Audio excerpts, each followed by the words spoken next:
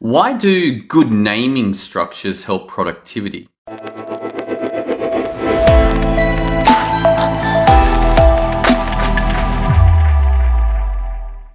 This is coming up for me because I'm about to record 3 different versions of a video that's coming up for a funnel that I'm producing.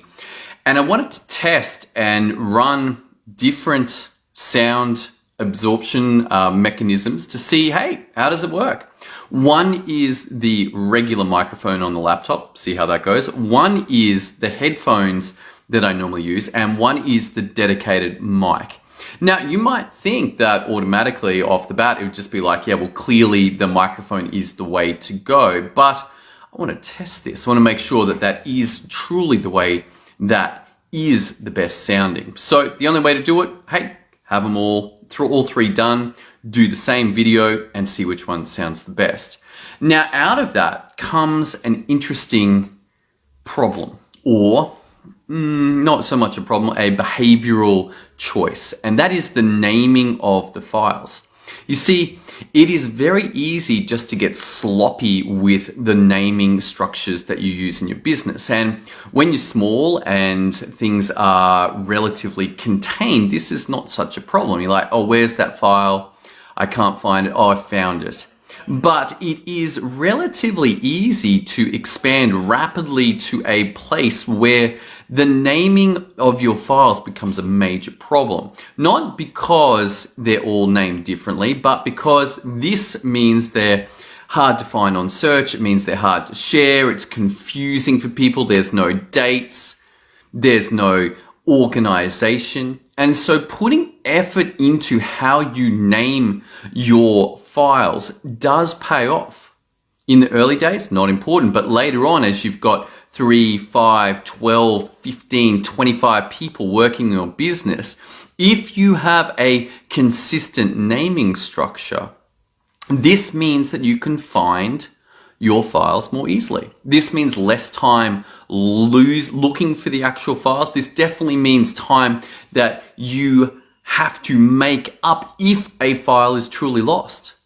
You're like, man, that was an hour's work gone because we can't find the file. Now, is it that it is completely erased? No, probably not. It probably just cannot be found. Why? Because the naming structure wasn't there. There's no consistent way of naming it. So you want to think about this. Number one, you want to think about, hey, how are you going to name your files? Is there some kind of consistency? Is there some kind of methodology? And secondly, and this is probably more important, is the folder structure. You see, even if a file is named bizarrely, if it is in a consistent folder structure, then at least you've got a fighting chance for where to find that file. Consider 2 businesses. One business just loads every file into its root domain, and there is thousands of files there. Your chances of finding a file now become highly dependent on whether you have a consistent naming structure. Compare this to a second business that actually put some time into considering, well, what are the business areas? Perhaps we've got something for marketing, for sales, for advertising, for fulfillment, and let's create folders for that.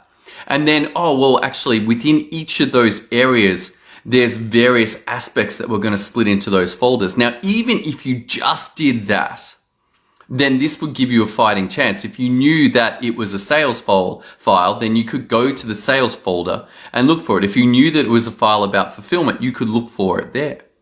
Now, this does require people to file the files in the right location. If they resist using the folder structure and they put them all in the root, then it will not be worthwhile having it. It's like, hey, you set up the folder structure, but no one uses it. Why did you bother? So you need to have your team train and say, hey, when it is a marketing file, it goes in marketing. When it is a sales file, it goes in sales. When it is a advertising file, it goes in advertising. Now, you could have a situation where you're not sure. Perhaps there's like a thing like logos where it could appear in sales, in advertising, in fulfillment. And perhaps you would then create shortcuts and put them all in marketing, like put the actual files in marketing and create a shortcut to all of those. But nonetheless, outside of these problems, which will occur, the overall benefits of having a consistent folder structure and a consistent naming structure will pay off once you have a team size where this becomes a problem. You just need to be aware of it. Once you're like, man, we're not finding files so easily, we keep losing files. That is the point where it is time to institute this. Unless you happen to be high on the OCD scale and you're like, you know what, I just want all my files filed from the beginning, even if it's just you or it's just one person in business, because your time is so valuable that even 6 minutes, 12 minutes looking for a file costs you a large amount in your business that you're like, I'm going to get the filing structure on point. I would recommend, if you're not sure, then go with the folder structure first, and then when the naming structure for the files becomes a problem, move to some kind of consistent method of saving files in a dedicated way. All right, that's all I got for you. I hope you're having an awesome day today. I'm going to go record these videos and try out which one does win. I'll look forward to getting back to you with the results of that. Look forward to seeing you tomorrow as well as we continue this journey into the power of systems to create results. I'll see you then.